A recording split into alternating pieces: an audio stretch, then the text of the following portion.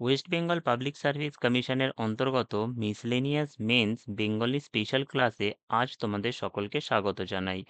এটি বাগধারার একটি master class, যেখানে আমরা 130টি সব থেকে গুরুত্বপূর্ণ বাগধারা নিয়ে আলোচনা করব এবং ঠিক যেভাবে পরীক্ষায় লিখলে ফুল মার্কস পাওয়া যাবে তা জেনে নেব। এটি পিএসসি মিসলেনিয়াস পরীক্ষার সেরা প্রস্তুতির ভিডিও। যারা প্রথম থেকে শেষ পর্যন্ত সম্পূর্ণ স্কিপ না করে দেখবে, তারা অবশ্যই নতুন কিছু জানতে পারবে এবং শুধুমাত্র এই অবজেক্টিভ বাগধারার ক্ষেত্রে নয়, বরং ডেসক্রিপটিভ পরীক্ষায় কিভাবে প্রশ্ন উত্তর লিখতে হবে সে সম্পর্কেও থাকবে কিছু টিপস। তাই স্কিপ না করে দেখতে থাকো। এখন আমরা স্ক্রিনের ওপরে সবথেকে গুরুত্বপূর্ণ বাগধারাগুলি দেখতে পাচ্ছি। নাম্বার ওয়ান, অন্ধকারে ঢিল ছোঁড়া। ইহার অর্থ হলো অনুমানবশত কোনো কাজ সম্পন্ন করা। যেমন, অন্ধকারে ঢিল ছুঁড়ে কাজ নেই, ভালো করে খোঁজ খবর নিয়ে সত্যিকার ব্যাপারটা কি আগে তা জানা দরকার। তো এভাবেই তোমরা প্রথমে বাগধারাটি লিখবে, তারপর প্রথম ব্র্যাকেটের মধ্যে অর্থ লিখবে, তারপরে তার উদাহরণ দিবে। ঠিক একইভাবে পরীক্ষার খাতায় লিখতে চেষ্টা করবে। পরেরটি দেখো, আঁতে ঘা দেওয়া অর্থাৎ অন্তরে আঘাত করা। যেমন, আঁতে ঘা দিয়ে কথা বলা। ঠিক এই যে আঁতে ঘা দেওয়া, আঁতে ঘা দিয়ে কথা বলা, এটি দিয়ে আমরা রচনা করেছি এই বাক্যটা। তাই এটিকে একটি ইনভার্টেড কমার মধ্যে রাখার চেষ্টা করব। আঁতে ঘা দিয়ে কথা বলা, আঁতে ঘা দিয়ে এই পর্যন্ত আঁতে ঘা দিয়ে কথা বলা হরিহরের চিরকালের বদ অভ্যাস। অর্থাৎ হরিহর নামক একটি ব্যক্তি চিরকালই মানুষকে অন্তরে আঘাত দিয়ে কথা বলে। দেখো, এখানে দেওয়া ছিল আঁতে ঘা দেওয়া, তোমরা এটি দিয়েও বাক্য রচনা করতে পারো। তেমন বলতে পারো যে ছোটবেলা থেকেই হরিহর লোকের আঁতে ঘা দেওয়াই সিদ্ধহস্ত। তাহলে দেয়া পর্যন্ত ইনভার্টেড কমার মধ্যে রাখছো এবং পরে লিখে দিচ্ছ সিদ্ধহস্ত। সিদ্ধহস্ত কথার অর্থ হলো কি, খুব পটু বা স্কিল্ড। পরেরটি দেখো, নাম্বার থ্রি, আকাশ থেকে পড়া অর্থাৎ বিস্মিত হওয়ার ভান করা বা অবাক হওয়ার একটি ভান করা। চুরির ব্যাপারে সুরেশ সবই জানে, কিন্তু তাকে জিজ্ঞাসা করাই সে যেন আকাশ থেকে পড়ল। অর্থাৎ সে বিস্মিত হওয়ার ভান করতে শুরু করলো। তাই এই যে আকাশ থেকে পড়ল, এটি যেহেতু এই গিভেন বাগধারার অংশ, তাই তোমরা এটিকে একটি কোটেশনের মধ্যে রাখতে পারো। পরেরটি দেখো, আখের গোছানো। আখের গোছানো এই শব্দটির, এই ফ্রেজটির অর্থ হলো ভবিষ্যতের স্বার্থাদি রক্ষা করা।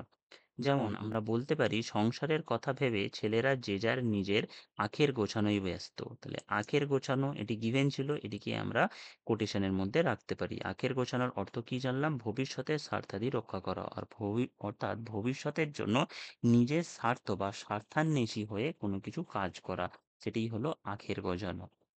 দেখে নেব পরের ইম্পর্টেন্ট বাগধারাগুলি। প্রশ্ন নাম্বার 5, দেখো, ইন্দ্রপতন হওয়া। ইহার অর্থ হলো দেশের শীর্ষস্থানীয় ব্যক্তির মৃত্যু হওয়া। যেমন, সত্যজিৎ রায়ের মৃত্যুতে চলচ্চিত্র দুনিয়ায় যেন ইন্দ্রপতন হলো। অর্থাৎ চলচ্চিত্র দুনিয়ায় যেন সবথেকে গুরুত্বপূর্ণ ব্যক্তিটি এই জগৎ থেকে হারিয়ে গেলেন।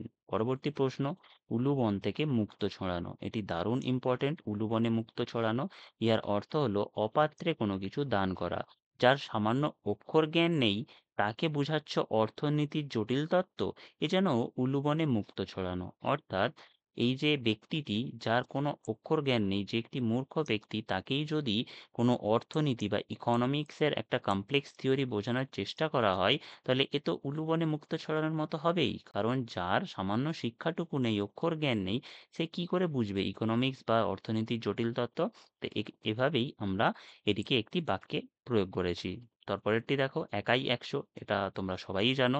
ইয়ার অর্থ হলো অপ্রতিহত ক্ষমতাশালী, মানে ইনএভিটেবলি পাওয়ারফুল, মানে এমন ক্ষমতা রয়েছে ব্যক্তিটির মধ্যে যে তাকে সহজে হারানো যাবে না। উদাহরণ, রোজ বাড়িতেই কি আর ভোজ বাড়িতেই কি।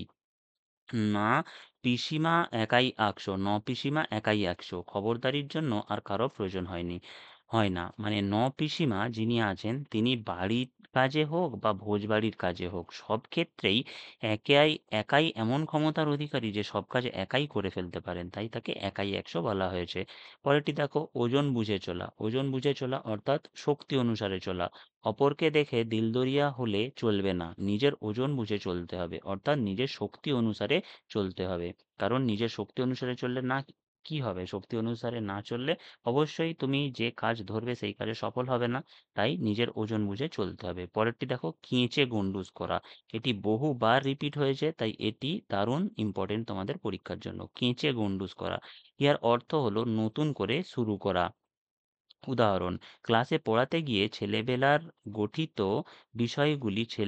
পঠিত বিষয়গুলি আবার কেঁচে গন্ডুস করতে হচ্ছে। কেঁচে গন্ডুস করতে হচ্ছে অর্থাৎ নতুন করে শুরু করতে হচ্ছে। অর্থাৎ ছেলেবেলায় যেগুলো পড়েছিলাম সেগুলো আবার নতুন করে শুরু করতে হচ্ছে। তো এই জন্যই একে বলা হচ্ছে কেঁচে গন্ডুস করা। পরেরটি দেখো, কেঁচো খুঁড়তে সাপ বেরোনো। ইহা দারুণ ইম্পর্টেন্ট তোমাদের পরীক্ষার জন্য। ইহার অর্থ হলো সামান্য বিষয় খোঁজ করতে গিয়ে গুরুতর বিষয় আবিষ্কার করা। উদাহরণ, কেঁচো খুঁড়তে সাপ বেরোনোর ভয়ে বড়বাবু হিসাবপত্র নিয়ে আর কিছু ঘাঁটাঘাঁটি করলেন না।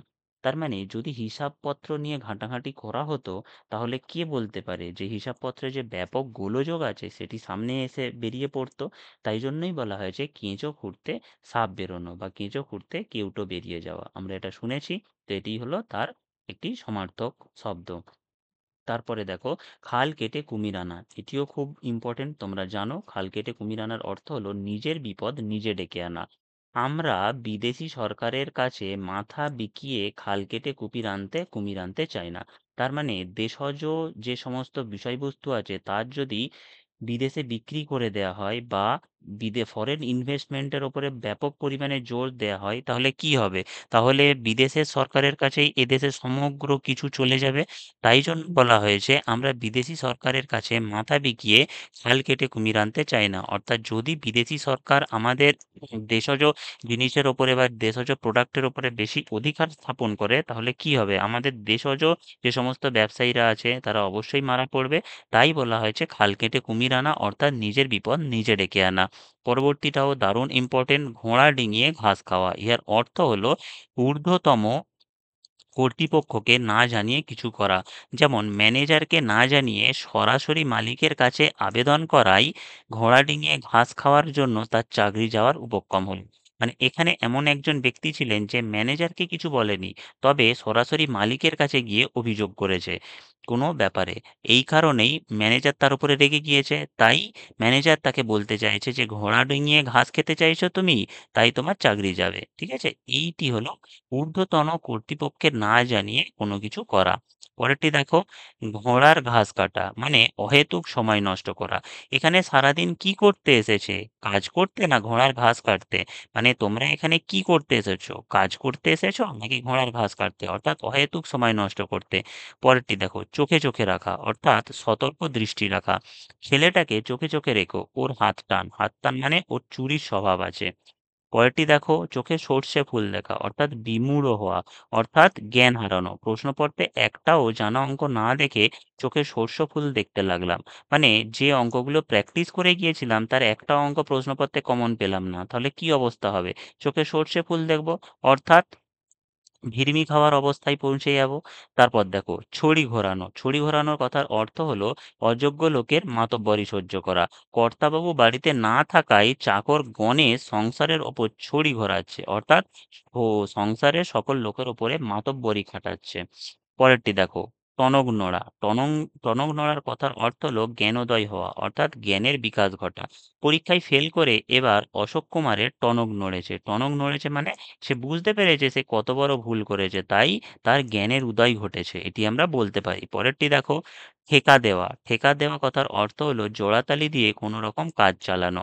যেমন অঙ্কের টিচার দিয়ে ইংরেজির ক্লাস ঠেকা দেওয়া হচ্ছে, মানে ইংরেজির ক্লাস করছে অঙ্কের টিচার, তাহলে কেমন হবে? জোড়াতালি দিয়ে কাজ চালানো হচ্ছে, মানে টিচার নেই, তার ডেফিসিয়েন্সি ফিল আপ করার জন্য অঙ্কের টিচারকে দিয়ে ইংলিশের ক্লাস করা হচ্ছে। তাহলে স্টুডেন্টসরা কি বলবে? ঠেকা দেওয়া হচ্ছে, মানে জোড়াতালি দিয়ে কোনো রকমে কাজটাকে চালিয়ে নিয়ে যাওয়া হচ্ছে, মানে ক্লাসটাকে কন্টিনিউ করা হচ্ছে। পরেরটি দেখো, ঠেকাই পড়া, সংকটে বা বিপদে পড়া। ঠেকাই পড়া মানে সংকটে পড়া বা বিপদে পড়া। যেমন ঠেকাই পড়ে হাত পাততে হয়েছে। দুঃখের কথা তোমায় কি বলবো? মানে দুঃখের কথা তোমায় কি জানাবো যে বিপদে পড়ে লোকের কাছে হাত পাততে হচ্ছে, মানে ভিক্ষা চাইতে হচ্ছে বা টাকা ধার চাইতে হচ্ছে। তাহলে আমরা দেখলাম টোটাল ১৯টি, এবার দেখবো তার পরের কয়টি।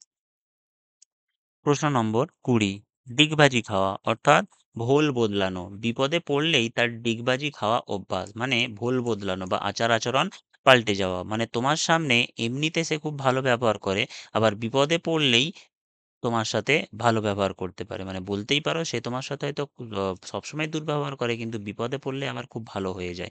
একেই বলে ডিগবাজি খাওয়া। এরপরেরটি হলো ডুবে ডুবে জল খাওয়া। এটি পরীক্ষার জন্য দারুণ ইম্পর্টেন্ট।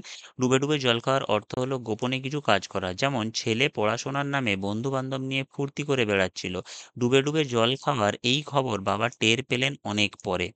পরেরটি দেখো, ঢাক পেটানো অর্থাৎ প্রচার করা। ঢাক পেটানো স্বভাব যাদের, তাদের পেটে কথা থাকে না, অর্থাৎ প্রচার করা মানে লোককে বলার অভ্যাস যাদের ব্যাপক, তারা কিছুতেই কোনো কিছু গোপন করে রাখতে পারে না। পরেরটি দেখো, তিলকে তাল করা। এটি বারংবার রিপিট হয়েছে, তাই এটি খেয়াল রাখবে। তিলকে তাল করার অর্থ হলো সামান্য ঘটনাকে ফুঁপিয়ে ফাঁপিয়ে বড় করে তোলা, অর্থাৎ সামান্য ঘটনাকে বাড়িয়ে চড়িয়ে বড় করে বলা। যারা তিলকে তাল করে তোলে তাদের অবস্থা, তাদের ওপর আস্থা রাখলে ঠকতে হয়। মানে যারা তিলকে তাল করার ক্ষমতা রাখে তাদের ওপর যদি বিশ্বাস করো তাহলে ঠকতে হবে। পরেরটি দেখো, তেল দেওয়া। তেল দেওয়া কথার অর্থ হলো তোষামত করা। তেল দিয়ে কাজ উদ্ধারের হীন চেষ্টা সে কখনো করে না। মানে এটি তোমারও করা উচিত। কাউকে তোষামত করে বা তেল দিয়ে কোনো কাজ করার কোনো প্রয়োজন নেই, যদি তোমার মধ্যে সেই ট্যালেন্টটি থেকে থাকে। তেলে বেগুনে জ্বলে ওঠা অর্থাৎ হঠাৎ রেগে যাওয়া। পরীক্ষায় ছেলের ফেলের খবর পেয়ে পিতা তেলে বেগুনে জ্বলে উঠলেন, মানে মারাত্মকভাবে হঠাৎ ক্ষেপে গেলেন বা রেগে গেলেন। পরেরটি দেখো, দিন আনা দিন খাওয়া। ইহার অর্থ হলো দিন মজুরিতে সংসার নির্বাহ করা। দিন আনা দিন খাওয়ার লোকেরা মোটা টাকার চাঁদা দিতে পারবে না। মানে যারা দিনমজুর তারা কিভাবে বড় অঙ্কের চাঁদা দেবে। পরেরটি দেখো, দু নৌকোয় পা দেওয়া অর্থাৎ দুদিক রক্ষা করা। পাপ পুণ্যের দু নৌকায় পা দিয়ে কেউ চলতে পারে না। মানে পাপ বা পুণ্য যাই হোক না কেন, দুদিকে পা দিয়ে কেউ কারোর পক্ষে কখনো চলা সম্ভব নয়। পরেরটি দেখো, ধামাচাপা দেওয়া। এর অর্থ হলো গোপনতা রক্ষা করা। টাকা আত্মসাতের ঘটনা সেক্রেটারি ধামাচাপা দেওয়ার চেষ্টা করেও শেষমেশ ব্যর্থ হয়েছে। মানে টাকা যে তছরূপ করেছে বা সে টাকা সম্পূর্ণ নিজের হস্তগত করেছে, এই ঘটনাকে ধামাচাপা দেওয়া অর্থাৎ গোপন করার চেষ্টা করে সে সম্পূর্ণ ব্যর্থ হয়েছে। পরেরটি দেখো, ভস্যে ঘি ঢালা। এটি বহুবার রিপিট হয়েছে তোমাদের পরীক্ষায়, ভস্যে ঘি ঢালা। দেখো, ভস্যে ঘি ঢালার অর্থ হলো অপাত্রে দান করা। যেমন ভদ্রলোক পাড়ার বখাটে ছেলেদের সংস্কৃতি জ্ঞান সম্পন্ন করতে হাজার হাজার টাকা ব্যয় করে কেবল ভস্যে ঘি ঢেলেছেন। মানে যারা বখাটে ছেলে তাদের সংস্কৃতের মতো জটিল বা জটিল বা কঠিন সাবজেক্ট শেখাতে গিয়ে হাজার হাজার টাকা ব্যয় করা, এ তো ভস্যে ঘি ঢালার সমান। তাহলে বুঝতে পারছো ঠিক কেমনভাবে তোমাদের পরীক্ষায় এই শব্দগুলিকে ব্যবহার করতে হবে। পরেরটি দেখো, হাটে হাঁড়ি ভাঙা। হাটে হাঁড়ি ভাঙার কথার অর্থ হলো, হাটে হাঁড়ি ভাঙার কথার অর্থ হলো কি, সকলের কাছে প্রকাশ করে দেওয়া। সকলের কাছে প্রকাশ করে দেওয়া, যেমন বাক্যে ব্যবহার করলে আমরা বলতে পারি, যদুকে রাগিয়ে কাজ নেই, ও আমাদের সবকিছুই জানে, শেষে হাটে হাঁড়ি ভাঙবে। মানে যেহেতু যদু আমাদের গোপন কথাগুলি জানে, তাই জন্য সে সকলের কাছে গিয়ে গোপন তথ্যটা প্রকাশ করে দিতে পারে। তাই হাটে হাঁড়ি ভাঙার অর্থ কি হলো, সকলের কাছে গিয়ে প্রকাশ করে দেওয়া। তাহলে আমরা 30টি এই বাগধারা দেখলাম। এরপরে আরও কিছু ইম্পর্টেন্ট অর্থাৎ আরও 100টি টোটাল মোট গুরুত্বপূর্ণ বাগধারাগুলি পড়ব এবং সেগুলি বুঝব। দেখে নেওয়া যাক পরের শব্দটি, আ ক খ। এটি ইংরেজির এবিসির মতোই, অর্থাৎ প্রাথমিক জ্ঞান। প্রাথমিক জ্ঞান। যে শরীরচর্চার আ ক খ জানে না, আশ্চর্যের কথা, সে দেবে শরীরচর্চার প্রশিক্ষণ। মানে এমন একজন ট্রেনার এসেছেন যিনি আমাদের ফিজিক্যাল ট্রেনিং দিতে এসেছেন, অথচ তিনি ক খই জানেন না, মানে তার শরীরচর্চা সম্পর্কে প্রাথমিক জ্ঞানই নেই। মানে বুঝতে পারছো ঠিক কিভাবে আমাদের ব্যবহার করতে হবে এই বাগধারাগুলি বাক্যে। পরেরটি দেখো, অধিক সন্ন্যাসীতে গাজন নষ্ট। এটি বারংবার রিপিট হয়েছে, তাই এটি খুব মন দিয়ে পড়বে। দেখো, অধিক সন্ন্যাসীতে গাজন নষ্ট এই বাগধারার সঠিক অর্থ হলো অধিক কথায় কাজ পণ্ড হয়ে যাওয়া। যেমন ইংলিশে একে বলা হয় too many cook spoils the broth. দেখো, সামান্য রান্না করতে এত লোক লাগলে শেষে অনেক সন্ন্যাসীতে গাজর নষ্ট হবে। মানে এটি বলা হচ্ছে, যদি খুব সামান্য বা ছোটোখাটো রান্না করতে বহু লোক রাখা হয়, কাজের লোক রাখা হয়, তাহলে তারা একে অপরের সঙ্গে বেশি কথা বলবে এবং কথার মাধ্যমেই তাদের রান্নাটাই খারাপ হয়ে যাবে, এটাই আমাদের বলা হয়েছে।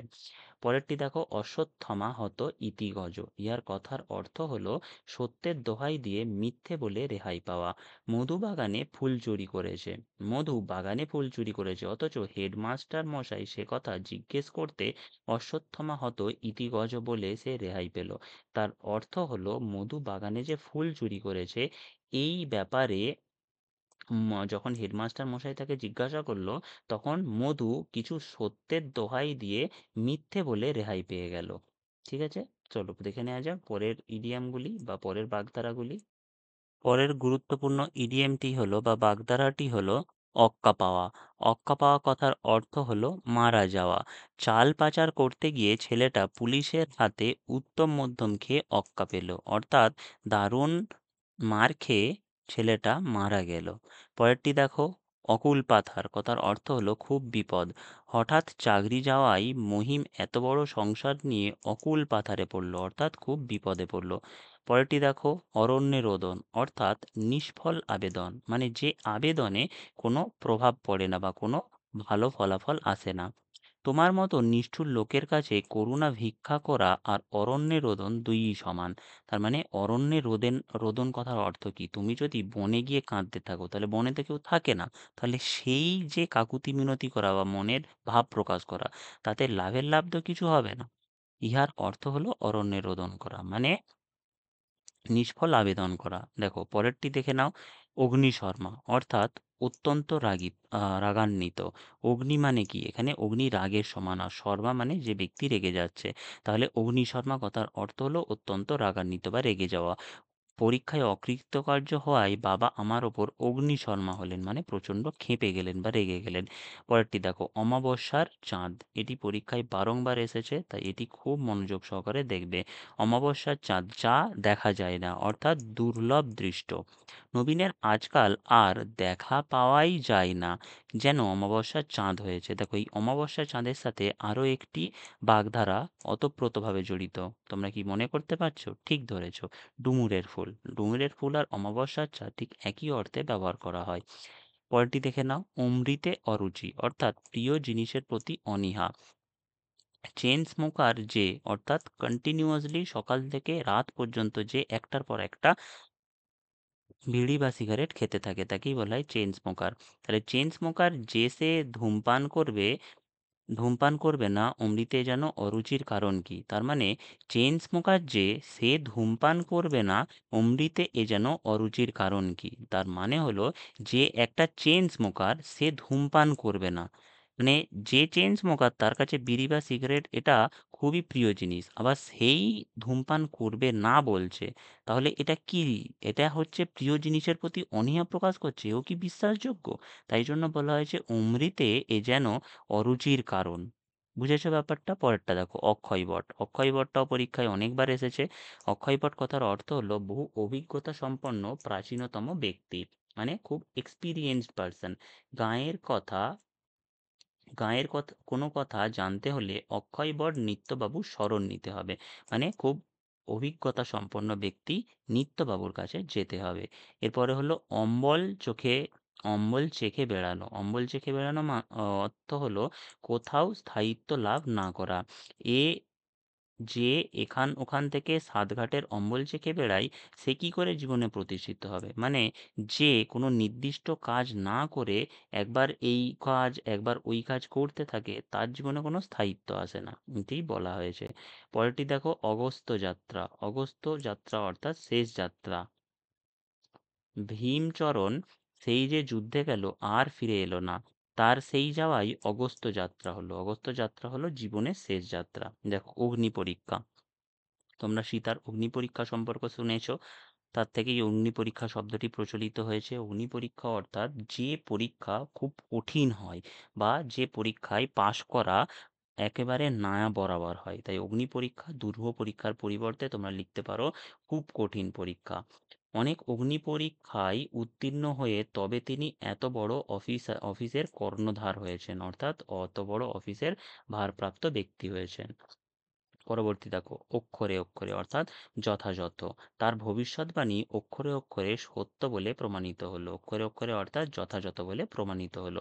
পরেরটি দেখো, অগাধ জলের মাছ। এটি পরীক্ষায় বারবার রিপিট হয়েছে। অগাধ জলের মাছ অর্থাৎ অত্যন্ত চতুর লোক। আমাদের মহেশের স্বরূপ চেনা দায়, সে অগাধ জলের মাছ। মানে মহেশ যে কিরকম ব্যক্তি সেটা কোনোভাবেই বোঝা যায় না, কারণ সে অত্যন্ত চতুর লোক। পরেরটি দেখো, অতি দর্পে হতলঙ্কা। অতি দর্পে হতলঙ্কা এটিও খুব ইম্পর্টেন্ট। অতি দর্প হতলঙ্কা ইহার অর্থ হলো অতিশয় অহংকার সর্বনাশের পথ তৈরি করে। মানে তোমার যদি কোনো কারণে খুব অহংকার হয়ে যায়, তখনই তোমার পতন নিশ্চিত হয়ে যায়। যেমন পরীক্ষায় উত্তীর্ণ হয়েছো ভালো, কিন্তু ও নিয়ে অত অহংকার ভালো ভালো নয়। মনে রেখো, অতি দর্পে হতলঙ্কা। দেখবে প্রত্যেকটি ইডিয়াম যখনই সঠিকভাবে ব্যবহার হয়েছে বা সেটিকে ব্যবহার করার পরে আমরা তাকে ইনভার্টেড কমা দিয়ে বা কোটেশন দিয়ে বোঝানোর চেষ্টা করেছি। তোমরাও লেখার সময় এভাবে লিখতে পারো, বা যখন তোমরা ইডিয়ামটিকে ব্যবহার করছো বা বাগধারাটিকে ব্যবহার করছো তখন তার নিচে আন্ডারলাইন করতে পারো। এতে পরীক্ষকের খাতা দেখতে সুবিধা হয় এবং প্রসন্ন হন তিনি। পরেরটি দেখো, অতি লোভে তাঁতি নষ্ট। ইহার অর্থ হলো বেশি লোভ করলে থলে মূলে বিনষ্ট হয়। তার অর্থ হলো বেশি লোভ করলে সব কিছুই নষ্ট হয়ে যায়। যেমন ব্যবসায় সর্বস্ব খুইয়ে আমাদের বিপিন প্রমাণ করেছে অতি লোভে তাঁতি নষ্ট। তার মানে বেশি লোভ করলে সব কিছু বা সমূলে সব কিছু নষ্ট হয়ে যায়। পরেরটি দেখো, অল্প বিদ্যা ভয়ঙ্করী। অল্প বিদ্যা ভয়ঙ্করী, এই অতি লোভে তাঁতি নষ্ট, এটি বারংবার রিপিট হয়েছে, এটি খেয়াল রাখবে। এবং পরেরটি অল্প বিদ্যা ভয়ঙ্করী, অল্প জ্ঞানের প্রয়োগ বিপজ্জনক পরিণাম। মানে ২-৩ দিন ডাক্তারের পিছনে পিছনে ঘুরে হরিমাধব ভাবলে মস্ত বড় সার্জেন্ট হয়েছে। মানে সার্জেন্ট মানে যে অপারেশন করে। অল্প বিদ্যা ভয়ঙ্করী হলে যা হয় তাই হলো, ছুরি চালিয়ে গন্ডা গন্ডা রোগী মারলো এবেলা ওবেলা। মানে যারা হাতুড়ে ডাক্তার হয় তারা কয়েকদিন ডাক্তারের সাথে থেকে এইভাবে মস্ত বড় ডাক্তার হয়ে গেছে। তো কি হবে, তাদের কাছে যখন পেশেন্ট যাবে বা রোগী যাবে, তখন অনায়াসেই সেই পেশেন্টের সঠিক ট্রিটমেন্ট হবে না। আর সঠিক ট্রিটমেন্ট না হলে কি হবে, পেশেন্ট মারা যাবে। তো অল্প বিদ্যা এ কারণেই খুব ভয়ঙ্করী বলে গণ্য করা হয়। এবার আমরা পরের ভাগধারাগুলি দেখে নেব। পরেরটি হলো, অভাগা যেদিকে যায় সাগর শুকায়ে যায়। এটি দারুণ ইম্পর্টেন্ট একটি বাগধারা। দেখো, ইহার অর্থ হলো ভাগ্য ফেরাবার জন্য সচেষ্ট হলেও ভাগ্যহীনের প্রয়াস ব্যর্থ হয়। মানে এটির অর্থ এমনই, তুমি ধরে নাও একজন অভাগা ব্যক্তি, অর্থাৎ তুমি যে প্রচেষ্টাই করছো সেই প্রচেষ্টাই অসফল হয়ে যাচ্ছে। উদাহরণ হলো, চাকরি হলো না, ব্যবসা হলো না, চাষ করতে গিয়েও খরাই আর পোকাই এমন বিনষ্ট হলো যে, বিনষ্ট অর্থাৎ নষ্ট হয়ে গেল, যে এক ছোটাক ফসল ঘরে উঠল না। মানে একটুও কোনো ফসল ঘরে নিয়ে আসতে পারা গেল না। এ দেখে সত্যি মনে হয় অভাগা যেদিকে যায় সাগর শুকায়ে যায়। অর্থাৎ ভাগ্যহীন ব্যক্তি যেদিকেই বা যে প্রচেষ্টাই করেন না কেন সেই প্রচেষ্টা সম্পূর্ণরূপে বিফল হয় বা ব্যর্থ হয়। পরেরটি দেখো, অহিনকুল সম্পর্ক অর্থাৎ স্বভাব বৈরিতা। মানে পরস্পর বিরোধী সম্পর্ক বা ঝগড়া বা কলহের সম্পর্ক। দুই ভাইয়ের মধ্যে সম্প্রীতি নেই, বরং আছে অহিনকুল সম্পর্ক। মানে যাকে বলে আদাই কাঁচকলাই সম্পর্ক, এটি আরেকটি বাগধারা। তাই অহিনকুল সম্পর্ক আর আদাই কাঁচকলাই সম্পর্ক দুটি হলো একই অর্থে ব্যবহৃত দুটি ভিন্ন বাগধারা। পরেরটি দেখো, অষ্টরম্ভা অর্থাৎ ফাঁকি দেওয়া। কথাই রাজা যে, কাজে তার অষ্টরম্ভা হবেই। মানে কাজে ফাঁকি সে দেবেই। পরেরটি দেখো, অথৈ জল অর্থাৎ বিপন্ন অবস্থা। ছেলেটি আগে থেকে পড়াশোনা করেনি, এখন পরীক্ষার কথা শুনেই অথৈ জলে পড়েছে। এই অথৈ জলে এটিকেও তোমরা কোটেশনের মধ্যে রাখতে পারো। পরেরটি দেখো, অশ্বডিম্ব। অশ্বডিম্ব একটি ইম্পর্টেন্ট বাগধারা। অশ্বডিম্বর অর্থ হলো অবাস্তব বস্তু প্রাপ্তির অঙ্কে শূন্য।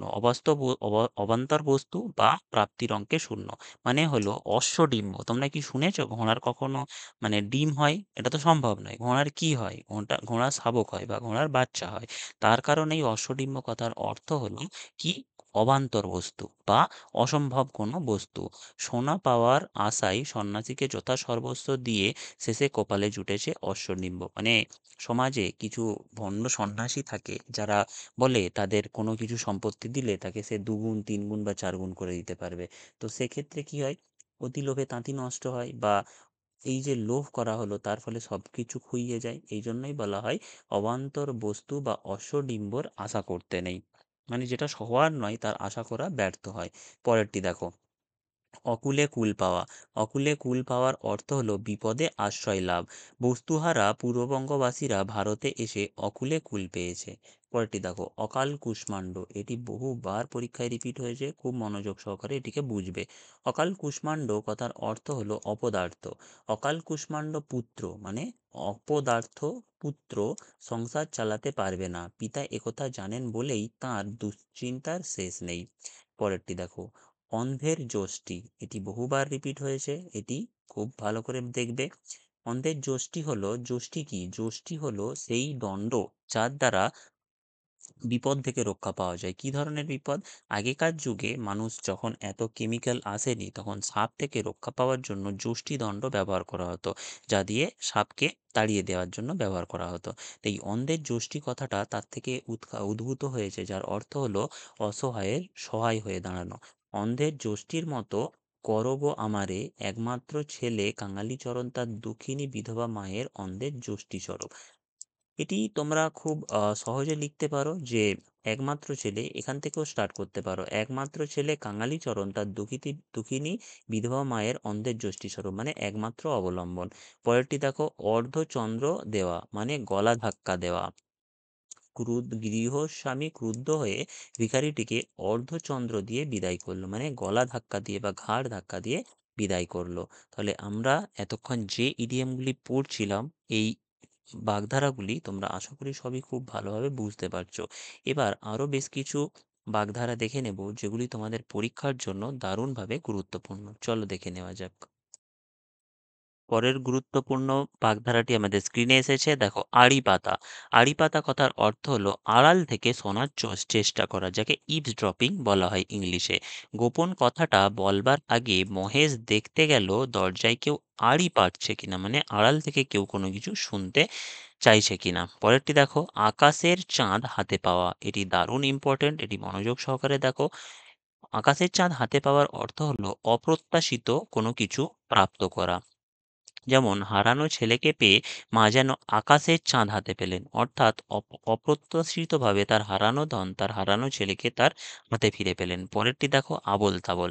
এটি তোমরা সবাই বোঝো, আবোল তাবোল অর্থাৎ অর্থহীন। আবোল তাবোল বলে অমল সবার বিশ্বাস হারিয়েছে, মানে তুমি যদি আবোল তাবোল কথা বলো কি হবে, বা অর্থহীন কথা বলো, কেউ তোমার উপর বিশ্বাস করবে না। দেখো পরেরটি দেখো, আসমান জমিন ফারাক। ইয়ার অর্থ হলো আকাশ পাতালের মতো বিরাট প্রভেদ।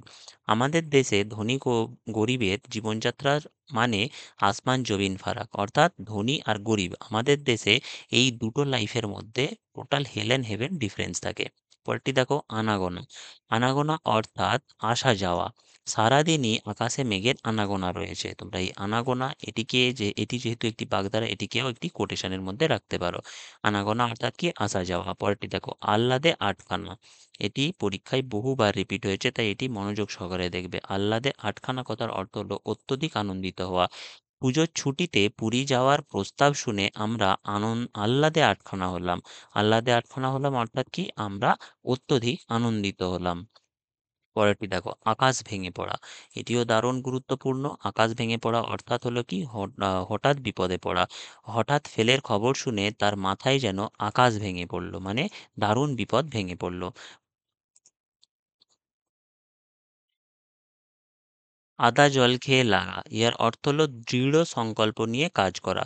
পরীক্ষা এসে গেল, যদি পাস করতে চাও তাহলে এখন থেকে আদা জল খেয়ে লেগে পড়ো। আদা জল খেয়ে লেগে পড়ো অর্থাৎ দৃঢ় সংকল্প বা দৃঢ় মনোযোগ দিয়ে কোনো কিছু কাজ সম্পন্ন করার প্রচেষ্টা করো। পরেরটি দেখো, আমড়া কাঠের ঢেঁকি অর্থাৎ হলো অপদার্থ। কেন? ঢেঁকি সাধারণত খুব শক্ত কাঠ দিয়ে বানানো হয়। এখন আমড়া কাঠ হলো খুবই নরম। যদি আমড়া কাঠ দিয়ে ঢেঁকি বানানো হয় তাহলে ঢেঁকির কোনো অস্তিত্বই থাকবে না, অর্থাৎ এটি অপদার্থ বিষয়, বা এটি কোনো কাজের হবে না। দেখো এটির আরেকটি অর্থ হলো অকর্মণ্য।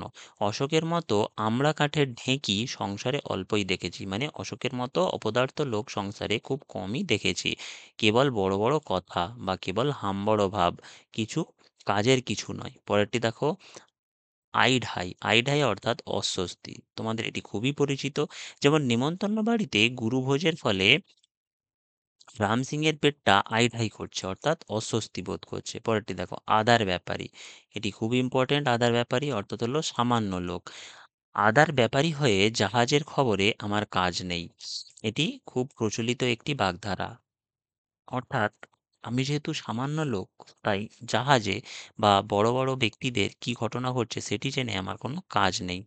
পরেরটি দেখো, আমড়াগাছি অর্থাৎ তোষামদ করা। এত আমড়াগাছি করেও মানে তোষামদ করেও বড়বাবুর মন পেলাম না। পরেরটি দেখো, আমতা আমতা করা অর্থাৎ স্পষ্ট জবাবদানে অক্ষম। হারানো ঘড়িটির কথা জিজ্ঞেস করতেই লোকটা ঢোক গিলে আমতা আমতা করতে লাগলো, মানে স্পষ্টভাবে কোনো জবাব দিতে পারলো না। পরেরটি দেখো, আলালের ঘরের দুলাল। এটি পরীক্ষায় বহুবার রিপিট হয়েছে, তাই এটি খুব মনোযোগ সহকারে দেখবে। আলালের ঘরের দুলাল কথাটির অর্থ হলো ধনী লোকের আদুরে ছেলে। তোমাদের মতো আলালের ঘরের দুলালেরা, যেহেতু এটি আলালের ঘরের দুলাল একটি ইডিয়াম বা একটি বাগধারা, এটিকে আন্ডারলাইন করবে। তোমাদের মতো আলালের ঘরের দুলালেরা মানে ধনী লোকের আদুরে ছেলেরা কি আমাদের মতো কষ্ট সহ্য করতে পারবে? দেখো, বুঝেছো? পরেরটি দেখো, আপন কোলে ঝোল টানা অর্থাৎ আপন স্বার্থ সিদ্ধির চেষ্টা করা। আপন কোলে ঝোল টানবার হীন মতলব নিয়ে সংসারে আর পাঁচজনের সঙ্গে মিলেমিশে থাকা যায় না। মানে আপন স্বার্থসিদ্ধির চেষ্টা সবসময় করলে অন্যের সাথে মিল থাকবে না। পরেরটি দেখো, আক্কেল গুড়ুম। এটিও বারংবার রিপিট হয়েছে। দেখো, আক্কেল গুড়ুম কথার অর্থ হলো হতবুদ্ধি হওয়া, অর্থাৎ বিচার বিবেক শূন্য হয়ে যাওয়া। যা শুনেছি তাতেই আক্কেল গুড়ুম, আর শুনতেও চাইনে, দেখতেও চাইনি। মানে যা শুনেছি তাতেই হতবুদ্ধি অবস্থা, তাই আর কিছু দেখতেও চাই না, শুনতেও চাই না। দেখো, পরের গুরুত্বপূর্ণ ইডিয়ামটি হলো আপনি বাঁচলে বাপের নাম, অর্থাৎ সর্বদা নিজেকে রক্ষা করে চলা।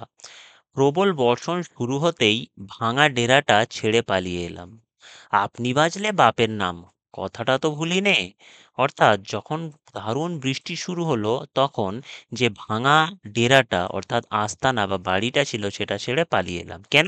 কারণ সবসময় নিজেকে রক্ষা করে চলতে হবে। নিজে না বাঁচলে পৃথিবীতে আর তো কিছুই তুমি দেখতে পাবে না। তাই আপনি বাঁচলে বাপের নাম, এই অর্থে এটি ব্যবহৃত হয়েছে। পরেরটি দেখো, আপনি আচারী ধর্ম পরেরে শিখাও। অর্থাৎ উপদেশ দেওয়ার আগে নিজে সেই উপদেশ মতো আচরণ করতে সচেষ্ট হওয়া উচিত। উদাহরণ, ছেলেকে সাচ্চা হওয়ার উপদেশ দেওয়ার আগে বাপ নিজে সাচ্চা হতে পারলে তবেই বলতাম, আপনি আচারী ধর্ম পরেরে শিখাও, যথাযথ পালন করেছেন। অর্থাৎ নিজে যখন কাউকে কোনো উপদেশ দিচ্ছি, তখন নিজের সেই উপদেশ আগে পালন করতে হবে। তবেই তো বলতে পারবো যে আরো একজন সেটি পালন করে সফল হবে কি হবে না। এই কারণেই আমরা বলি, আপনি আচারী ধর্ম পরেরে শিখাও। অর্থাৎ আগে নিজে উপদেশ মতো কাজ করতে হবে বা নিজে সেই উপদেশ মতো আচরণ করতে হবে, যে উপদেশ আমি নিজেকে বা অপরকে দিতে চাইছি। তারপরে দেখো, আহ্লাদে ৮ খানা, লেজা মুড়ো নিয়ে ১০ খানা। এটি খুব ইম্পর্ট্যান্ট একটি বাগধারা। ইহার অর্থ হলো সামান্য বিষয়ে আনন্দ প্রকাশ করা। যেমন, সামান্য দুটো মন্ডা মিঠাই খাইয়েছো, তাতেই এমন করছো যেন আহ্লাদে ৮ খানা, লেজা মুড়ো নিয়ে ১০ খানা। এটি একটি দারুণ একটা মজার বাগধারা। তাহলে এটির অর্থ আমরা বুঝলাম, সামান্য বিষয়ে দারুণ আত্মপ্রকাশ করার ক্ষেত্রে আমরা ব্যবহার করব আহ্লাদে ৮ খানা, লেজা মুড়ো নিয়ে ১০ খানা। তবে মনে রাখবে, যখন তোমরা ডেসক্রিপটিভ রাইটিং করবে তখন কিন্তু কোনো বাগধারা ব্যবহার করতে যেও না, তাহলেই হবে দারুণ বিপদ। এরপরেরটি দেখো, আক্কেল সেলামি। এটি একটি গুরুত্বপূর্ণ প্রভাব বা বাগধারা। দেখো, আক্কেল সেলামি কথার অর্থ হলো বোকামির জন্য দণ্ড দেওয়া। পরের দামি ঘড়ি নিয়ে অত বাবুয়ানা কেন, হারিয়ে ফেললে বহু টাকা আক্কেল সেলামি দিতে হবে। অর্থাৎ বোকামির জন্য খেসারত দেওয়া, সেটাই হলো আক্কেল সেলামি। পরেরটি দেখো, 18 মাসে বছর অর্থাৎ দীর্ঘসূত্রতা। যার সবেতেই 18 মাসে বছর হয়, মানে একটি কাজ করতে বিশাল সময় নেয়, তার উপর নিয়েছো বন্যার্তদের উদ্ধারের গুরুদায়িত্ব। মানে এমন একটা ব্যক্তি, যে ব্যক্তি সব কাজ করতেই প্রচুর সময় নিয়ে নেয়, সে আবার বন্যার্ত অর্থাৎ বন্যায় যারা ক্ষতিগ্রস্ত হয়েছে তাদের উদ্ধার করার গুরুদায়িত্ব নিয়েছে। তো কিভাবে সম্ভব হবে? সম্ভব নয়। এই ক্ষেত্রে এটি ব্যবহার করা হয়েছে। সাধারণত বছর ১২ মাসে হয়, কিন্তু এক্ষেত্রে 18 মাসে বলা হচ্ছে, অর্থাৎ একটি কাজ করতে ব্যাপক সময় নিয়ে নিচ্ছে। দেখো, আষাঢ়ে গল্প। এটি একটি গুরুত্বপূর্ণ বাগধারা। আষাঢ়ে গল্পের কথা হলো অবাস্তব কাহিনী। ঠিক যেমন একটু আগে বলেছিলাম যে অষ্টডিম্ব সেটিও হলো আষাঢ়ে গল্প। দেখো তোমার মতো একটা ভীতু লোক এক চড়ে একটা বাঘ মেরেছে। এমন আষাঢ়ে গল্প আমাদের বিশ্বাস করতে হবে? মানে তুমি একটা ভীতু লোক, তুমি আবার বলছো নাকি এক চড়ে একটা বাঘ মেরে ফেলেছো? সেটাও সম্ভব নাকি? এটা তো অবাস্তব কাহিনী। তাই আমরা বলছি এরকম একটা ভীতু লোক বা একটা ভীতু লোক এক চড়ে একটা বাঘ মেরেছে এমন আষাঢ়ে গল্প আমরা বিশ্বাস করতে পারবো না। পরেরটি দেখো, আকাশ কুসুম। আকাশ কুসুম কথাটির অর্থ কি তোমরা দেখতে পাচ্ছ? যে অবাস্তব কল্পনা। তোমরা লক্ষ্য করলে বুঝতে পারবে যে একই ইডিয়াম বা একই বাগধারার অনেক রকম অন্যান্য বাগধারা বোঝানো যেতে পারে। যেমন আকাশ কুসুম বলতে পারো বা আষাঢ়ে গল্প বলতে পারো, এগুলি সবই এক ক্ষেত্রে বা একই অর্থে সিমিলার মিনিং হিসেবে ব্যবহার করা যায়। যেমন বীর যোদ্ধা হওয়ার আকাশ কুসুম কল্পনা করে লাভ নেই, সেজন্য চাই প্রবল বাহুবল মানে প্রবল শক্তি আর প্রয়োজনীয় প্রশিক্ষণ বা স্কিল। পরেরটি দেখো, আঙুল ফুলে কলা গাছ। এটি একটি দারুণ গুরুত্বপূর্ণ একটি বাগধারা।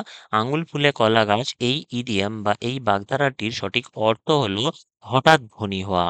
যেমন ঠিক হঠাৎ করে আঙুল দারুণ ফুলে যেতে পারে, তাহলে কোনো রোগ হয়েছে ধরা হয়। তো এক্ষেত্রে যদি আঙুল ফুলে কলা গাছ এই বাগধারাটি ব্যবহার করা হয়, ইহার অর্থ হলো দারুণ ধনী হওয়া হঠাৎ করে, মানে হঠাৎ করে খুব বড়লোক হয়ে যাওয়া। লটারিতে 10 লাখ টাকা পেয়ে হরিহরের এমন আঙুল ফুলে কলা গাছ, গাড়ি বাড়ি ব্যাংক ব্যালেন্স আর কত কি। মানে হঠাৎ করে হরিহর 10 লাখ টাকা লটারিতে জিতে আঙুল ফুলে কলা গাছ হয়েছে, অর্থাৎ হঠাৎ করে ধনী হয়েছে। দেখো এখনো পর্যন্ত আমরা যে ইডিয়মগুলি পড়লাম তাদের মধ্যে বেশ কয়েকটি ইডিয়াম এমন আছে যেগুলি বারংবার রিপিট হয়েছে, আমরা সেক্ষেত্রে কি স্টার দিয়েছি। তাহলে এভাবেই তোমরা এগিয়ে চলো, অবশ্যই তোমরা সফলতা পাবে। দেখে নেব পরের শব্দগুলি। পরের বাগধারাগুলি আমরা পড়ব। ইলশে গুঁড়ি অর্থাৎ গুঁড়ি গুঁড়ি বৃষ্টি হওয়া বা গুঁড়ি গুঁড়ি বৃষ্টি হওয়া। ইলশে গুঁড়ি ইলিশ মাছের ডিম, ইলশে গুঁড়ি রোদ্দুরে ঝিমঝিম। এটি একটি দারুণ মিষ্টি কবিতার অংশ। তোমরা ব্যবহার করতে পারো এভাবে বা তোমাদের নিজের মতো ব্যবহার করতে পারো।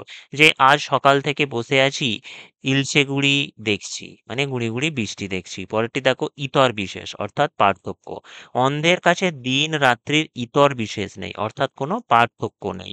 পরেরটি দেখো, দারুণ গুরুত্বপূর্ণ একটি বাগধারা, এটি পরীক্ষায় বারংবার রিপিট হয়েছে। দেখো, ইঁটটি মারলে পাটকেলটি খেতে হয়, অর্থাৎ অন্যের অপকার করলে নিজেরও অপকার হবে। এটি একটি সম্পূর্ণ বাস্তব কথা। তুমি এভাবে লিখতে পারো, তুমি আজ ওকে 5 ঘা চড়িয়ে এলে, ও কাল তোমায় বাগে পেলে 10 ঘা চড়াবে। বরং স্মরণ রেখো, ইঁটটি মারলে পাটকেলটি খেতে হয়। অর্থাৎ আজকে তুমি যার ক্ষতি করছো, অবশ্যই তোমাকে এটা মাথায় রাখতে হবে যে সেও যদি কোনোদিন সুযোগ পায় তাহলে তোমার দ্বিগুণ ক্ষতি সে করতে পারে। পরেরটি দেখো, ঈদের চাঁদ। এটি বহুবার রিপিট হয়েছে পরীক্ষায়। ঈদের চাঁদ কথাটির অর্থ হলো একান্ত অভিপ্রেত। কারণ কি, ঈদে আমরা সবথেকে বেশি কিসের জন্য প্রতীক্ষা করি? যাতে চাঁদ আকাশে দেখতে পাই। এই থেকেই এই ঈদের চাঁদ বাগধারাটির উৎপত্তি হয়েছে, যাহার অর্থ হলো একান্ত অভিপ্রেত বা দারুণভাবে চাওয়া হচ্ছে এমন কোনো বস্তু। যেমন দেখো, বিয়ের আসরে বর ঈদের চাঁদ, তাকে দেখলে তবে কন্যাকর্তার সব উদ্বেগের অবসান হয়। মানে বিয়ের আসরে যতক্ষণ না বর আসছে ততক্ষণ সবাই অধীর আগ্রহে অপেক্ষা করতে থাকে, কারণ বরই হলো বিয়েতে একটি একান্ত অভিপ্রেত ব্যক্তি বলে ধরা হয়। দেখো এবার আমরা পরের বাগধারাগুলি পড়ব। এর পরের গুরুত্বপূর্ণ বাগধারাগুলি আমরা এখন পড়ব। দেখো, উলুবনে মুক্তো ছড়ানো। এর আগের ভিডিওতে আমরা পড়েছিলাম উলুবনে মুক্তো ছড়ানো কথার অর্থ হলো অপাত্রে দান করা। সামান্য অক্ষর জ্ঞান নেই তাকে বোঝাচ্ছে অর্থনীতির জটিল তত্ত্ব। এ যেন উলুবনে মুক্তো ছড়ানো, এটা আমরা পড়েছি অলরেডি। পরেরটি দেখো, উড়ো কথা। উড়ো কথার অর্থ হলো কি, ছেলেটা নিরুদ্দেশ হয়েছে কি না খোঁজ নাও, আগে ভাগে উড়ো কথায় কান দিও না, অর্থাৎ গুজবে কান দিও না। পরেরটি দেখো, উন পাঁজুরে। আমরা যখন এক কথায় প্রকাশ পড়ছিলাম তখনও উন পাঁজুরে শব্দটা পড়েছিলাম। ইহার অর্থ হলো পাঁজরে যার কম হাড় থাকে। তাহলে যার পাঁজরে কম হাড় থাকবে সে তার চরিত্র কেমন হবে? দুর্বল স্বভাবের হবে। তাই উন পাঁজুরে কথাটার অর্থ হলো দুর্বল স্বভাব। কোন পাঁজরে লোক দিয়ে দেশের স্বাধীনতা রক্ষার মতো বীরের কাজ হয় না, অর্থাৎ দুর্বল স্বভাবের লোক দিয়ে কখনো আমরা স্বাধীনতার মতো মহান কাজ, যেখানে দারুণ শক্তি এবং বাহুবল প্রয়োজন, সেটি করা সম্ভব নয়। পরেরটি দেখো, উড়নচণ্ডী। উড়নচণ্ডীটা দারুণ ইম্পর্টেন্ট বাগধারা। এর অর্থ হলো অপব্যয়ী, অর্থাৎ যে দারুণ খরচা পক্ষপাতী করে। উড়নচণ্ডী পুত্রের হাতে পিতার রেখে যাওয়া বিশাল সম্পত্তি দুদিনেই নিঃশেষ হয়ে যেতে বসেছে। অর্থাৎ ছেলেটা এতই উড়নচণ্ডী বা অপব্যয়ী বা দারুণ খরচা করে, যার ফলে বিশাল সম্পত্তি থাকলেও তা খুব তাড়াতাড়ি শেষের পথে। পরেরটি দেখো, উড়ে এসে জুড়ে বসা, অর্থাৎ অনধিকারীর অধিকার গ্রহণ করা, মানে যার ওপরে কোনো অধিকার নেই সেটি এসে দখল করে বসা। যেমন, আমি তোমার আত্মীয় নই, স্বজনও নয়, তোমার সংসারে উড়ে এসে জুড়ে বসলে তুমি সইবে কেন? মানে আমি তো তোমার আত্মীয় নয় বা তোমার স্বজন বন্ধুও নয়, মানে আত্মীয় নয় বা তোমার নিজের পরিবারের লোকও নয়। তাহলে আমি যদি তোমার পরিবারে এসে দখলদারি বসাই বা অধিকার বসাই, তাহলে তুমি সেটা সহ্য করবে কেন? বোঝা গেল তাহলে এই বাগধারার অর্থ। পরবর্তীটা দেখো, পরবর্তীটা হলো ৪৯ বায়ু। এটি একটি দারুণ গুরুত্বপূর্ণ একটি বাগধারা। ৪৯ বায়ু অর্থাৎ হলো অস্বাভাবিকতা। যার মাথায় ৪৯ বায়ু আছে, অর্থাৎ মাথায় গোলযোগ আছে বা অস্বাভাবিকতা আছে, তার মতো পাগলকে দিয়ে রাজ্য শাসন হয় না। বোঝা গেল। পরেরটি হলো উদর পিণ্ডি বুধর ঘাড়ে। এটা দেখেই বুঝতে পারছো, একজনের দোষ অপরের ওপর আরোপ করা। উদরপিণ্ডি বুদর ঘাড়ে, এই বাগধারাটি খুব খুব গুরুত্বপূর্ণ। ইহার অর্থ হলো একজনের দোষ অপরের ওপর আরোপ করা বা চাপিয়ে দেওয়া, মানে একজনের দোষ অপরের ওপর চাপিয়ে দেওয়াকে বলা হয় উদরপিণ্ডি বুদর ঘাড়ে। যেমন, চুরি করল ৩ কড়ি, অথচ পুলিশ চুরির অপরাধে ৫ কড়িকে ধরে নিয়ে গেল। আসলে পুলিশ উদরপিণ্ডি বুদর ঘাড়ে চাপিয়েছে বা চড়িয়েছে। তোমরা যখন এটি লিখবে এটিকে আন্ডারলাইন করতে পারো বা একটি সিঙ্গেল কোটেশনের মাধ্যমে এটিকে বোঝাতে পারো। পরেরটি দেখো, উত্তম মধ্যম। উত্তম মধ্যম অর্থাৎ খুব প্রহার করা বা দারুণ মারা। পিঠে উত্তম মধ্যম পড়ায় ছেলেটার চুরির স্বাদ চিরদিনের মতো ঘুচেছে। তার মানে পিঠে দারুণ প্রহার করায় ছেলেটার যে চুরির ইচ্ছা ছিল সেটা চিরদিনের মতো শেষ হয়ে গিয়েছে।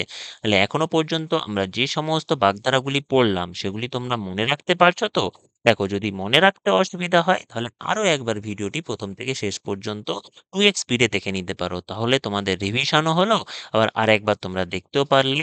তো এইভাবে খুব তাড়াতাড়ি তোমাদের সব কটা বাগধারাগুলি শেষ করতে হবে, কারণ পরীক্ষার জন্য খুব তাড়াতাড়ি আমাদের প্রস্তুত হতে হবে। দেখব পরের গুরুত্বপূর্ণ বাগধারাগুলি। দেখব আমরা পরের ইডিয়মগুলি বা বাগধারাগুলি। দেখো, উভয় সংকট, আগেই আমরা এটা পড়েছি। দুদিকেই বিপদ। উভয় সংকট বাগধারার অর্থ হলো দুদিকেই বিপদ। বড়বাবুর কথা শুনলে ছোটবাবু মুখ ভার করেন, আবার ছোটবাবুর মন রাখলে বড়বাবু জ্বলেন তেলে বেগুনে। কাকে রেখে কাকে ফেলি, আমার হয়েছে উভয় সংকট। অর্থাৎ বড়বাবুকে খুশি করতে গেলে ছোটবাবু রেগে যায়, ছোটবাবুকে খুশি করতে গেলে বড়বাবু রেগে যায়। এটিকেই বলে উভয় সংকট, মানে দুদিকেই বিপদ। দেখো, পরেরটি হলো উচ্ছের ঝাড়, অর্থাৎ মন্দ বংশ। উচ্ছে কি, খুব তেতো, তাহলে উচ্ছের ঝাড় মানে মন্দ বংশ। যার বাপ ঠাকুরদা অসামাজিক কাজে লিপ্ত, সেই উচ্ছের ঝাড়ে সুস্বাদু আঙুর ফলবে কি করে? অর্থাৎ যদি কারোর বংশ, অর্থাৎ কারোর কোনো ব্যক্তির পূর্বপুরুষ সম্পূর্ণরূপে কারাপ্টেড হয় বা মন্দ কাজে লিপ্ত হয় বা অসামাজিক কাজে যুক্ত থাকে, তাহলে সেই বংশে ভালো মানুষ জন্মাবে কি করে? এটি এখানে বলা হয়েছে। পরেরটি দেখো, উল্টো গাওয়া, অর্থাৎ উল্টো কথা বলা। সরকার পক্ষের সাক্ষী আদালতে হাজির হয়ে উল্টো গাইতে লাগলো, মানে সরকার পক্ষের সাক্ষী আদালতে হয়ে উল্টো বা অপোনেন্টের দলভারী করতে লাগলো। পরেরটি দেখো, উড়ো চিঠি। এটি ইম্পর্টেন্ট আছে এক্সামের পয়েন্ট অফ ভিউ থেকে। উড়ো চিঠি কথার অর্থ হলো বেনামি চিঠি। ডাকাতির হুমকি দিয়ে ধনপতি বাবুর বাড়ির হপ্তায় হপ্তায় উড়ো চিঠি আসছে, অর্থাৎ বেনামি চিঠি আসছে। পরবর্তী দেখো, উড়ো খই গোবিন্দাই নম। এটি একটি খুব প্রচলিত প্রভাব এবং ইম্পর্টেন্টও বটে। ইয়ার অর্থ হলো বাতিল জিনিস দান করে খুশি হওয়া। দেখো, যেভাবে আমরা সেন্টেন্সে ব্যবহার করেছি এটাকে, সুরেশবাবু ছেঁড়া ছাতাখানা ডাস্টবিনে না ফেলে ভিখারিকে দিয়ে উড়ো খই গোবিন্দায় নম করলেন। অর্থাৎ যে ছাতা কোনো কাজেরই নয়, মানে ছেঁড়া ছাতা যা দিয়ে জল প্রতিরোধী হয় না, সেটা সুরেশবাবুর মতো ভণ্ড ব্যক্তি একটি ভিখারিকে দান করে ভাবছেন দারুণ কাজ করেছেন, মানে দারুণ পুণ্যের কাজ করেছেন। একেই বলে গোবিন্দাই নম, উড়ো খই গোবিন্দাই নম। দেখো, পরেরটি হচ্ছে উপরোধে ঢেঁকি গেলা, অর্থাৎ অপরের অনুরোধে নিজের ইচ্ছের বিরুদ্ধে কাজ করা। মহেশ ছাড়লে না, আমার জ্বর গায়েও ওর বাড়িতে উদার পূর্তি করে খেতে হলো। উপরোধে ঢেঁকি গিলে এখন প্রাণান্তকর অবস্থা। অর্থাৎ মহেশ বলে লোকটি আমায় যখন ছাড়লো না, আমার গায়ে অতিরিক্ত জ্বর নিয়েও পেট ভরে, মানে পেট একেবারে পূর্ণ করে খেতে হলো। তার ফলে কি হলো? এখন প্রাণান্তকর অবস্থা, অর্থাৎ প্রাণ যায় প্রাণ যায় এই পরিস্থিতি সৃষ্টি হয়েছে। এবার দেখবো আমরা পরের বাগধারাগুলি। দেখতে পাচ্ছি আমরা পরের বাগধারাগুলি। দেখো, এঁচোড়ে পাকা। এবার এ দিয়ে সমস্ত বাগধারাগুলি আমরা দেখে নেব। এঁচোড়ে পাকা, এটি একটি দারুণ গুরুত্বপূর্ণ বাগধারা, যাহার অর্থ হলো অকালে পেকে যাওয়া বা ডেপো হওয়া, মানে জ্যাঠামি করা। বুড়োর মতো লম্বা চওড়া কথা বলতে শুনে বুঝতে পারছো না। বুড়োর মতো লম্বা চওড়া কথা শুনে বুঝতে পারছো না, ছেলেটা এঁচড়ে পেকেছে। মানে হলো একটা বাচ্চা ছেলে যে বড়দের মতো কথা বলে আবার বয়স্কদের মতো ভাব দেখায়, তাকেই এঁচড়ে পাকা বলে। মানে বলা যেতেই পারে ছেলেটি এঁচোড়ে পাকা হয়েছে, সবসময় মুখে মুখে তর্ক করে। এটিও এভাবেও আমরা ব্যবহার করতে পারি। পরেরটি দেখো, এলাহি কাণ্ড। এলাহি কাণ্ড অর্থাৎ বিশাল আয়োজন, মানে কোনো কার্যকলাপের বিশাল আয়োজনকে বলা হয় এলাহি কাণ্ড। মেয়ের বিয়ে উপলক্ষে রমেশবাবু আলো বাদ্যি বাজনার ঢালাও খাওয়া দাওয়ার ব্যবস্থা করে এলাহি কাণ্ড করেছেন, অর্থাৎ বিশাল আয়োজন করেছেন। পরেরটি দেখো, এক মাঘে শীত যায় না। এটি যেমন প্রচলিত একটি বাগধারা, তার সাথে সাথে দারুণ ইম্পর্টেন্ট তোমাদের পরীক্ষার জন্যেও। দেখো, এক মাঘে শীত যায় না কথাটির অর্থ হলো বিপদ আবার আসতে পারে। যেমন, অমন ঝুঁকি নিয়ে শহরে পথ হেঁটো না, এবার পরিত্রাণ পেলে কিন্তু স্মরণ রেখো এক মাঘে শীত যায় না। অর্থাৎ একবার বিপদ থেকে বেঁচেছো বলে আবার বিপদের ঝুঁকি নেবে, সেক্ষেত্রে তোমার বিপদ আবার আসতে পারে। তাই এক মাঘে শীত যায় না, বা বিপদ আবারও আসতে পারে। পরেরটি দেখো, এক খুরে মাথা মুড়ানো, অর্থাৎ একই স্বভাবের লোক। দেশদ্রোহিতায় আর সকলের সঙ্গে যোগ দিয়ে অনিমেষ এক খুরে মাথা মুড়িয়েছে। অর্থাৎ যদি কোনো অ্যান্টি সোশ্যাল বা দেশদ্রোহীদের সাথে যোগ দেওয়া হয়, তাহলে কি হবে? একই সাথে ওই একই স্বভাবের লোকের সাথে যুক্ত হওয়া হবে। তাই জন্যই বলা হয়েছে দেশদ্রোহিতার অন্যদের সঙ্গে যোগ দিয়ে অনিমেষ এক খুরে মাথা মুড়িয়েছে, মানে একই স্বভাবের লোকের সাথে গিয়েছে। পরেরটি দেখো, এক ঢিলে দুই পাখি মরা। বুঝতেই পারছো, এটি তোমরাও জানো, বারংবার পরীক্ষায় এসেছে এবং আবারও আসতে পারে। তাই এক ঢিলে দুই পাখি মারা, ইহার অর্থ হলো একসঙ্গে দুই উদ্দেশ্য সাধিত হওয়া। ম্যানেজারের উদ্দেশ্য হলো এমন কাজ করো যাতে মালিকও চড়বে না, শ্রমিকও খেপবে না, অর্থাৎ এক ঢিলে দুই পাখি মরা। অর্থাৎ ম্যানেজারের এমনই চিন্তাধারা যে সে মালিককেও চটাতে চায় না, শ্রমিককেও খেপাতে চায় না, দুজনের মিডলে থেকে দুজনকেই খুশি রাখতে চাই। একেই তো বলে এক ঢিলে দুই পাখি মারা, মানে একসঙ্গে উভয় উদ্দেশ্য সাধিত হওয়া। পরেরটি দেখো, এক হাত নেওয়া, অর্থাৎ প্রতিশোধ গ্রহণ করা বা জব্দ করা। বরদা এতদিন তাকে তাকে ছিল, চোরটাকে হাতে পেয়েই এক হাত নিল, মানে দারুণ পিটলো বা তাকে খুব মারলো। এবার দেখো, একা ঘরের গিন্নি, অর্থাৎ নিরুদ্বেগে প্রভুত্ব। তার মানে হলো একজনই ব্যক্তি কর্তার স্থান নেওয়া বা অন্য কাউকে সেই জায়গা হতে বঞ্চিত করা। একা ঘরের গিন্নি, তুমি একা ঘরের গিন্নি হয়ে স্বচ্ছন্দে জীবন চালিয়েছো। যৌথ পরিবারে ঝড় ঝুঁকি বুঝবে কি করে? মানে যৌথ পরিবারে প্রত্যেকের আলাদা আলাদা চিন্তাধারা থাকে, প্রত্যেকেই কর্তা ব্যক্তি হয়ে উঠতে চায়। কিন্তু যেটা একা পরিবার হয়, সেখানে একজন একটি গৃহকর্ত্রী থাকলে সে তো বুঝবে না যৌথ পরিবারের কি ঝামেলা থাকে। তাই বলা হয়েছে একা ঘরের গিন্নি, অর্থাৎ নিরুদ্বেগে প্রভুত্ব, অর্থাৎ কোনো দ্বিধা ছাড়াই মালিক হয়ে চিরকাল কাটানো। এবার দেখো, একচোখা। একচোখা কথাটি বুঝতেই পারছো, যেমন পক্ষপাতিত্বের দোষে দোষী হওয়া। একচোখা কথা যৌথ পরিবার টিকিয়ে রাখতে পারে না, মানে সবসময় একজনের পক্ষ নিয়ে কথা বললে অবশ্যই কোনো যৌথ পরিবার টিকবে না। তাহলে আমরা দেখতে পেলাম এই ইডিয়মগুলি কত ইম্পর্টেন্ট ছিল। এরপরে আমরা পরবর্তী গুরুত্বপূর্ণ ইডিয়মগুলি দেখে নেব। পরের গুরুত্বপূর্ণ ইডিয়মগুলি এখন আমরা দেখতে পাচ্ছি। একাদশে বৃহস্পতি, অর্থাৎ ভালো সময়। বৃহস্পতি একটি ভালো গ্রহ, এটি থাকা মানে সাথে তোমার সময় ভালো। আমাদের ধনপতি বাবু যাতেই হাত দিচ্ছেন তাতেই তার ধনলাভ হচ্ছে। তার এখন একাদশে বৃহস্পতি। একাদশে বৃহস্পতি অর্থাৎ খুব ভালো সময় যাচ্ছে। এবার দেখো, একে মা মনসা, তার আবার ধুনোর গন্ধ। তাই আবার ধুনোর গন্ধ, অর্থাৎ যিনি যে কারণে রুষ্ট হন তার কাছে তাই করেন।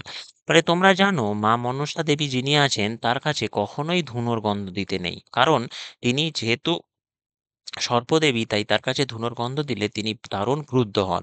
এই কারণেই এই বাগধারাটি আমরা সেক্ষেত্রে ব্যবহার করি যেখানে কোনো কারণে যে ব্যক্তি রেগে যায় তার কাছে সেই একই কাজ নিয়ে তাকে আরো রাগিয়ে তোলা। যেমন দেখো, উদাহরণস্বরূপ, আমাদের হেড স্যার গাধার ডাক শুনলেই ক্ষেপে যান। তুমি তারই ক্লাসে ডাকলে গাধার ডাক, কাজেই একে মা মনসা, তাই আবার ধুনোর গন্ধ। ফল কি হতে পারে অনুমান করো। বোঝা গেল তাহলে? এরপরে আমরা ও দিয়ে সকল গুরুত্বপূর্ণ বাগধারাগুলি দেখে নেব। দেখো, ওঁত পাতা, ইহার অর্থ হলো সুযোগের প্রতীক্ষায় থাকা। চোরটিকে ধরবার জন্য আমরা সারা রাত ওঁত পেতেছিলাম, মানে সুযোগের প্রতীক্ষায় ছিলাম। পরেরটি দেখো, ওজন করে কথা বলা, অর্থাৎ ভেবেচিন্তে বলা। এই যুগে ওজন করে কথা না বললে পদে পদে ঠকতে হয়।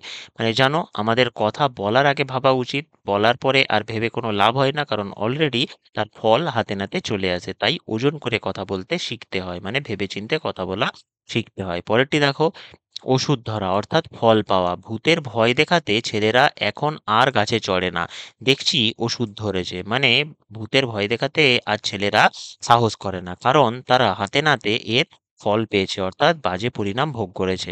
পরবর্তী দেখো, ক দিয়ে আমরা দেখে নেব গুরুত্বপূর্ণ বাগধারাগুলি। প্রথমটি হলো কলুর বলদ, অর্থাৎ অন্ধভাবে চলা। মা আমায় ঘোরাবি কত, কলুর বলদের মতো। মানে আমি বলতে চাইছি এখানে, আমার যে মা আছেন, মানে এটি একটি কবিতার লাইন। মা আমায় ঘোরাবি কত কলুর বলদের মতো, মানে আমায় আর কত পদে পদে ঠকাবি, বা আমায় আর কত কষ্ট দিবি মা, অর্থাৎ দেবী, আমাকে কলুর বলদের মতো, মানে অন্ধের মতো বা অন্ধভাবে কত কাল আর আমাকে চলতে হবে। তো এটি না বলে তোমরা বলতেই পারো যে সেই ব্যক্তিটি, রমেন নামক ব্যক্তিটি পথে চলতে চলতে কলুর বলদের মতো যেন হোঁচট খাচ্ছে। বলতে পারো, তবে এই ধরনের সেন্টেন্স না ব্যবহার করাই ভালো। তোমরা আরো কোনো ভালো সেন্টেন্স জানলে কমেন্টে জানাবে যথারীতি। আমরা অবশ্যই সেটিকে প্রেজ করব। কথার কথা, আসল কথা নয়। কথার কথা অর্থাৎ হলো কি, আসল কথা নয়। চাকরি হলে সবই হবে, এটা নিতান্তের কথার কথা, অর্থাৎ আসল কথা নয়। পরেরটি দেখো, কাকভূষুণ্ডি, মানে দীর্ঘায়ু। বন্ধু বান্ধব আত্মীয় স্বজন একে একে সকলে চোখ বুজলো, আমি কেবল কাকভূষণ্ডই হয়ে আছি, মানে আমার আয়ু অতিরিক্ত হয়ে গিয়েছে, এটাই বলা হচ্ছে। ক অক্ষর গোমাংস, এটি দারুণ ইম্পর্টেন্ট। ক অক্ষর গোমাংস অর্থাৎ নিরক্ষর। ভজনলাল ক অক্ষর গোমাংস দরখাস্তে ও হস্তগত করবে কি করে? ক অক্ষর গোমাংস মানে হলো নিরক্ষর। পরেরটি দেখো, কাল নেমির লঙ্কা ভাগ, অর্থাৎ কাজ শেষ হওয়ার আগেই তার ফল নিয়ে ভাগাভাগি করা। মা বাবা মারা যাওয়ার আগেই সম্পত্তি নিয়ে ছেলেদের মধ্যে কাল নেমির লঙ্কা ভাগ শুরু হয়েছে, অর্থাৎ তার মা বাবা মারা যায়নি, অথচ সম্পত্তি নিয়ে ভাগাভাগি করে লড়াই দ্বন্দ্ব শুরু করেছে। পরেরটি দেখো, কচ্ছপের কামড়, অর্থাৎ নাছোড়বান্দা। ছেলেরা চাঁদা নেবেই, ওদের কচ্ছপের কামড় থেকে বা নাছোড়বান্দা পরিস্থিতির হাত থেকে কারোর পরিত্রাণ নেই, মানে কারোর রক্ষা নেই। পরেরটি দেখো, কাঁচা পয়সা, অর্থাৎ নগদ টাকা। চোরা কারবারের ফলে একদল মানুষের হাতে এখন যথেষ্ট কাঁচা পয়সা এসেছে, মানে নগদ টাকা এসেছে। পরেরটি দেখো, কান পাতলা। কোনো রকম বিচার বিবেচনা না করে যে প্রত্যেকের কথাই বিশ্বাস করে নেয় তাকেই বলা হয় কান পাতলা। আমাদের কর্তাবাবু কান পাতলা লোক, মানে কোনো কিছু বিচার বিবেচনা না করেই সবসময় বিশ্বাস করে নেয় অন্যের কথা। সংসারে যে যার বিরুদ্ধে কিছু কথা বলে তাই তিনি ভেবে বিশ্বাস করে নেন, সত্যি ভেবে বিশ্বাস করেন। পরেরটি দেখো, কান ভারী করা, অর্থাৎ অন্যের বিরুদ্ধে গোপনে লাগানো। লাগানো না বলে তোমরা বলতে পারো অন্যের বিরুদ্ধে গোপনে নালিশ করা। ঠিক আছে?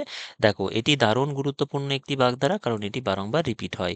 বিকাশ আমার অনুপস্থিতিতে আমার বিরুদ্ধে মায়ের কাছে যা বলে তার কান ভারী করেছে।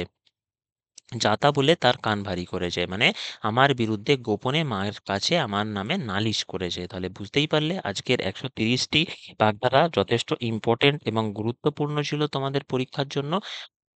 এর পরবর্তী ভিডিওটিতে দেখা হচ্ছে আরো বেশ কিছু গুরুত্বপূর্ণ বাগধারার সাথে। দেখতে থাকো এবং শিখতে থাকো। যদি তোমাদের এই ভিডিওটা পছন্দ হয়ে থাকে তাহলে লাইক করে আমাদের অবশ্যই মোটিভেশন প্রদান করবে। আমরা খুব তাড়াতাড়ি হাজির হব আরো একটি গুরুত্বপূর্ণ ভিডিও নিয়ে তোমাদের জন্য। আশা করছি সবাই সফলতা লাভ করবে এবং ভালো থাকবে। Good bye everyone, have a nice day.